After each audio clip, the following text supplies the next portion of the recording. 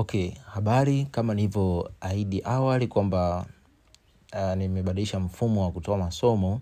Kuna watu ambao ni wavivu kusoma, yani hawapendi kusoma, wanapenda kusikiliza. Lakini pia sio hivyo tu, kuna issue pia ya sauti kisaikolojia ina nguvu sana kwa sababu una uwezo wa kuelezea na kusema vitu vingi. Kwa hiyo nikusihi unapokuwa unasoma hivi article ambayo natuma au unapokuwa unasoma somo ambayo naandaa, ni vizuri pia usikize na sauti. Kwa sababu kwenye sauti ninaweza kuelezea vitu vingi zaidi kuliko kwenye maandishi, kwa sababu sauti unakuwa na uhuru mkubwa zaidi. Okay, sasa mada yetu inasema kwa nini Mungu anasema tuamini kwanza ndio tutaona, lakini dunia tunafundishwa ona kwanza ndo uamini. Kwa nini inakuwa hivyo? Kwa tunaambiwa yani mpaka ukiona kitu ndo kiamini, lakini Mungu anakuambia amini kwanza ndio utaona. Hivi vitu viko tofauti, lakini binadamu tunavichanganya sana, na kwenye mfumo wa Mungu uko tofauti kabisa na wanadamu. Sasa kwa nini hali hii inakuzuia kuona matendo ya Mungu, na unawezaje kuisaidia akili yako kuamini kutoka kwenye mtazamo ule wa kwamba mpaka nione ndio niamini? Moja ya mambo yaliyokuwa yananiumiza sana akili yangu ni jambo hili, lakini Mungu akanifunulia, na naamini na wewe ufunuo huu utakuongoza na kutoa gizani. Sasa kwanza lazima ufahamu mfumo wa Mungu wa kufanya kazi ni tofauti na wanadamu. Mungu anasema ukiamini ndio utaona. Sasa hapa hebu tulia kidogo nikupe pointi nzito, yani amini kwanza ndio uone. Na mara nyingi katika vitabu vingi vya dini au mafundisho mengi ambayo Mungu anatuambia, anatusihi sana amini kwanza ndio utaona. Yani ili uone vitu ambavyo havionekani kwa sasa, inabidi kwanza uviamini. Sasa hii inakuwaje? Mungu anasisitiza tuamini ndipo tutaona, badala Mungu anasisitiza tuamini ndipo tutaona, baadaye tuone ndipo tuamini, kwa sababu zifuatazo za kiroho na za kisaikolojia. Sasa unajua nitazungumzia sababu za kisaikolojia lakini pia na za kiroho. Kwa nini tunaambiwa hivyo? Kwa nini nazungumzia pia sababu za kisaikolojia? Kwa sababu ili ni kufungua akili yako uone hichi kitu kina logic. Kwa sababu moja ya vitu ambavyo vilifanywa utafiti duniani vikaonekana vina nguvu na uhalisia ni neno la Mungu. Yani lilichunguzwa kiimani likaonekana linafanya kazi, na likachunguzwa pia kisayansi likaonekana linafanya kazi. Kwa hiyo ndio maana natoa sababu zote hizo ili zikutengenezea mazingira ya kuamini zaidi. Sasa imani ndiyo macho ya kiroho. Kama vile macho ya mwilini yanavyohitaji mwanga ili kuona vitu vya mwilini, imani ndio mwanga unaotuwezesha kutambua na kuona vizuri mambo ya kiroho ambayo macho ya nyama hayawezi kuona. Sasa kama vile unavyotembea unaangalia mbele, unaona vizuri baada ya kuwa hiyo sehemu kuna mwanga, kwa sababu kuna giza huwezi kuona vizuri. Sasa imani ndio macho ya kiroho. Yani ili uweze kuona vitu ambavyo havipo lazima uwe na imani, ndio saa macho yatafunguliwa. Kuna story moja, mtumishi wa Elisha alimwambia Elisha kwamba mbona tuko wachache tutaangamia. Akamwambia wewe usiogope, tulionao ni wengi kuliko hawa wanaokuja kutukamata. Kwa sababu ilikuwa ni story kwamba Elisha alitumiwa wanajeshi wa adui zao waje wamkamate, kwa sababu alikuwa anatoa siri za ufalme wao. Kwa hiyo yule mtumishi wake akaogopa, bwana wangu wanakuja kutuua. Akamwambia tulionao ni wengi zaidi kuliko wa upande huo.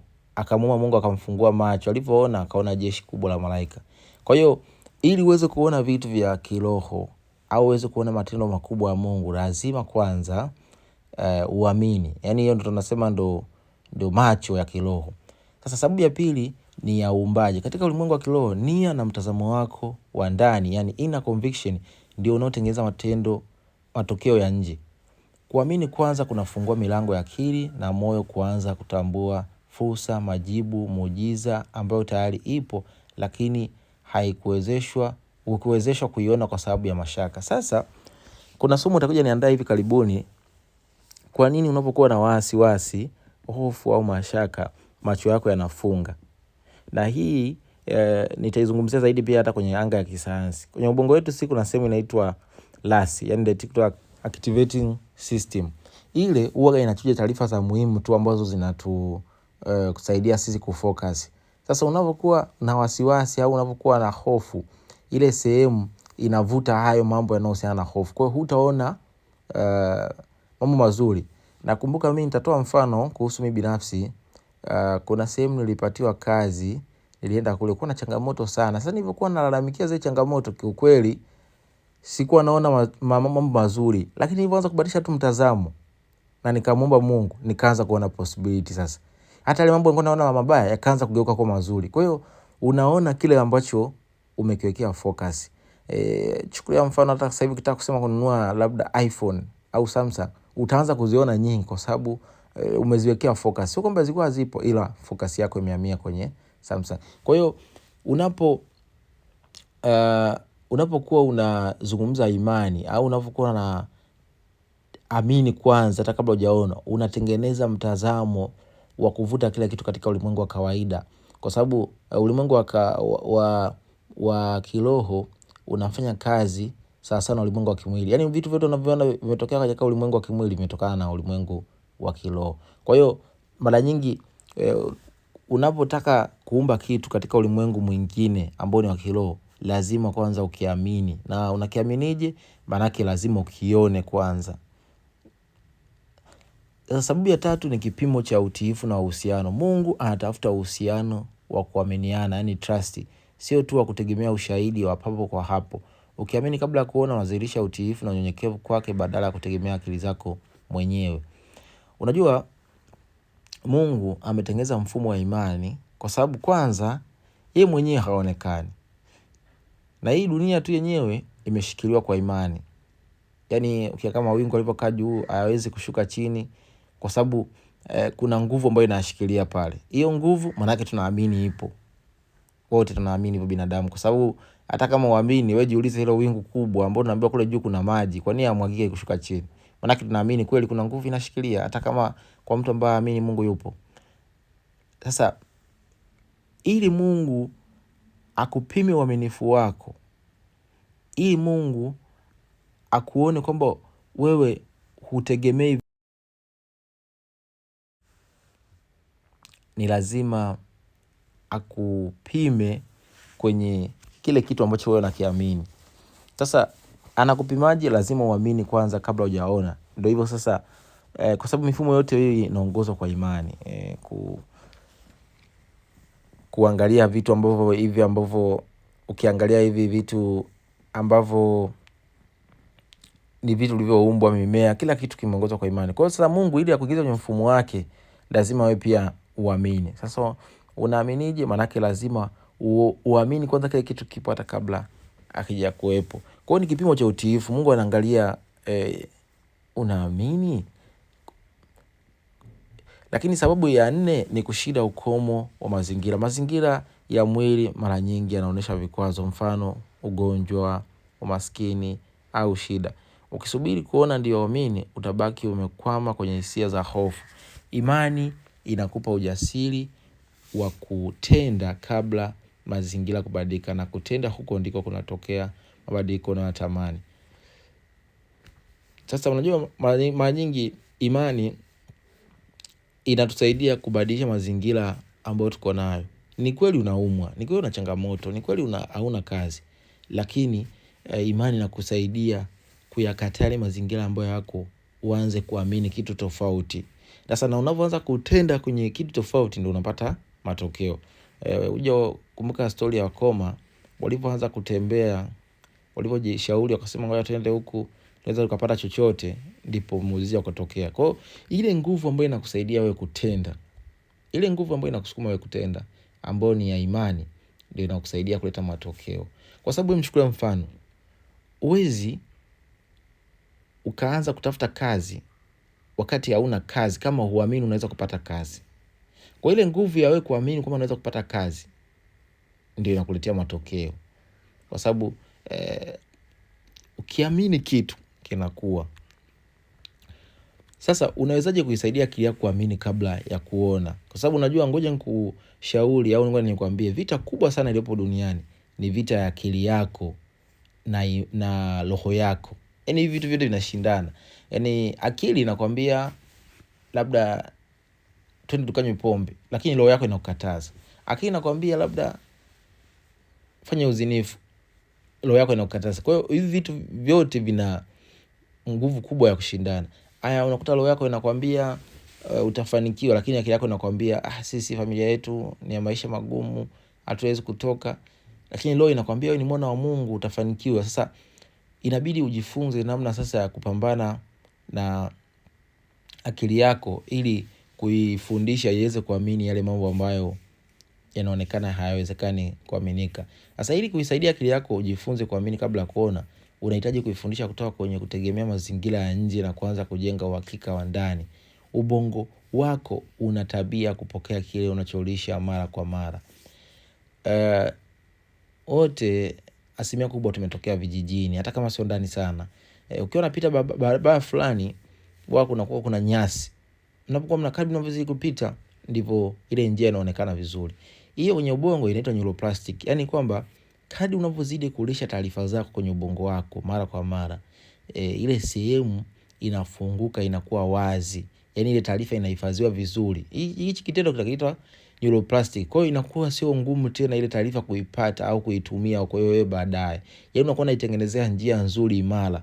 Kwa siku ukihitaji inapita kwa haraka zaidi. Kwa kadri unazidi kulisha akili yako kuhusu imani au matendo mazuri kama kusikiza mahubiri, kusema maneno mazuri, unakuwa unafanya kitu kinachoitwa neuroplastic.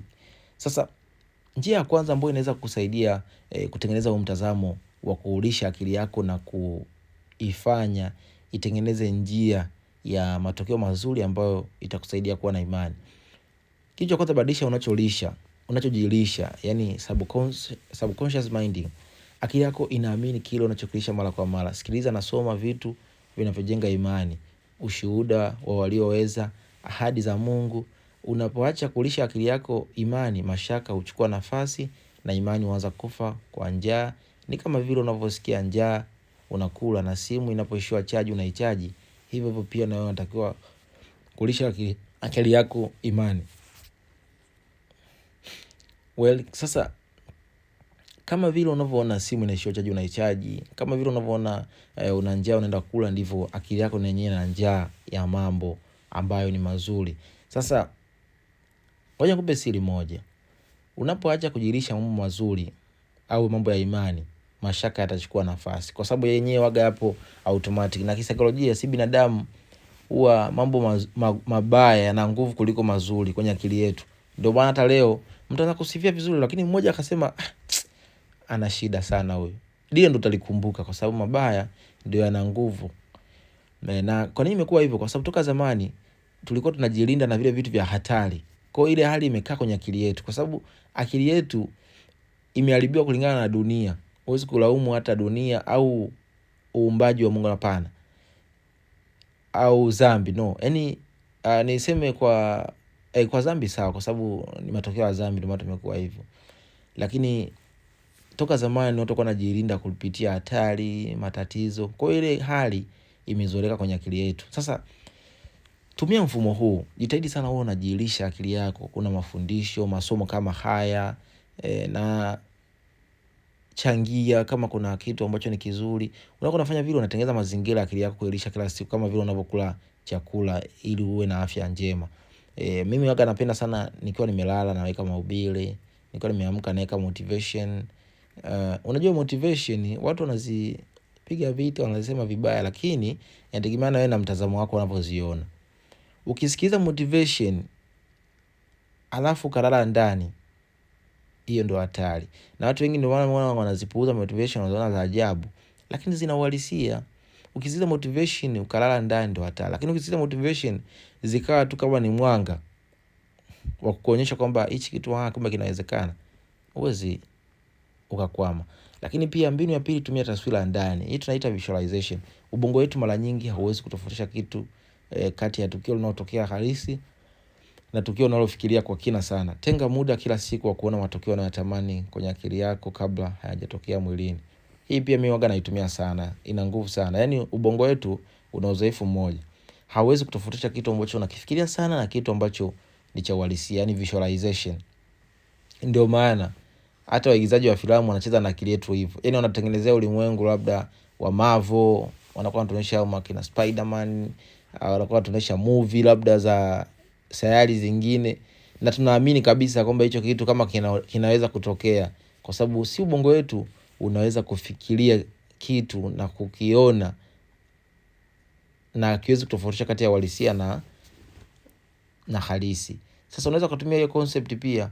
Unaweza kuwa kila siku umekaa ndani unatengeneza picha ya mafanikio unayotaka. Kama ni kazi unaanza kujiona kwenye kazi unaoenda, kwa sababu kama nilivyosema kule awali kwamba unavyojiona ndivyo unavuta kile kitu kije katika uhalisia. Lakini pia jifunze shukrani ya mapema, tunaita gratitude.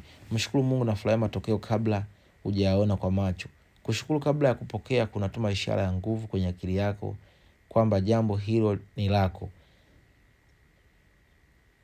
Na hii ndio kodi ambayo mimi pia naitumia nikimuomba kitu Mungu, naanza kushukuru hadi kinatokea. Hii ni level kubwa ya imani, yani unashukuru kabla ya kupokea. Ngoja nikupe siri moja. Unavyomuomba mtu kitu akupatia, unashukuru. Kwa ili uoneshe kwamba kile kitu pia, kwa sababu Mungu ni mwaminifu, tayari unacho. Na hii hata kisaikolojia unakuwa unatengeneza ubongo wako uanze kuona vitu vinawezekana hata kabla havijawezekana. Anza kushukuru kabla kitu hajakishika mkononi. Hiyo ni level kubwa sana ya kuamini kwamba hicho kitu kinaweza kuwezekana. Lakini pia kumbuka ushahidi wa nyuma. Kila unapopatwa na mashaka, kumbuka nyakati ambazo ulipitia mambo magumu au yasiyowezekana, lakini hatimaye yalitoka vizuri. Hii inakukumbusha akili yako kwamba si kila kinachoonekana kipo, bali ni mtazamo wako. Unajua, moja changamoto kubwa ambayo inatusumbua sisi binadamu ni kusahau. Na ili usisahau lazima unakumbusha akili yako mambo ya nyuma. Ndio maana ni vizuri kuwa unasikiza ushuhuda. Yaani akili yako kila siku unailisha taarifa za imani. Unavyoacha tu ni sawa na wewe. Yaani ndio maana hii ni vita ise. Yaani unavyoacha tu ni kama unavyoacha kula, unapohangaika, ndivyo ubongo wako unaanza kuhangaika kwenda kwenye mashaka sasa. Kwa kila siku jitahidi kuwa unasema. Ndio maana mimi unavyoniona kila siku lazima niandae somo, kila siku lazima niseme kitu, kwa sababu nina utrain ubongo wangu kuishi kwa imani. Kwa hiyo na wewe pia usikubali kukaa hivi hivi bila kusikiza kitu. Na hakunaga mtu mwenye imani kubwa, yaani asije kudanganya mtu akwambie eti mimi imani yangu imefika kiwango hivi. Mwenye kiwango kikubwa cha imani ni Yesu, ambaye ni Mungu. Kwa sababu yeye hana haja ya kujiongeza, kwa sababu anayo yote. Sisi binadamu kwa sababu ya dunia hii na ubongo wetu yaani ile hali ambayo Mungu alitupa ufahamu wa utambuzi wa mema na mabaya ndio ulitumaliza. Sio Mungu, ni tunda ambalo Adam alichagua kwenye bustani ya Eden ndio umetumaliza sisi binadamu, kwa sababu ilitupa akili ya kwanza kutafakari hichi kitu kikoje. Unapima kwanza, unaangalia. Lakini mambo ya Mungu hayahitaji kupima, yanahitaji uyaamini ili uyaone.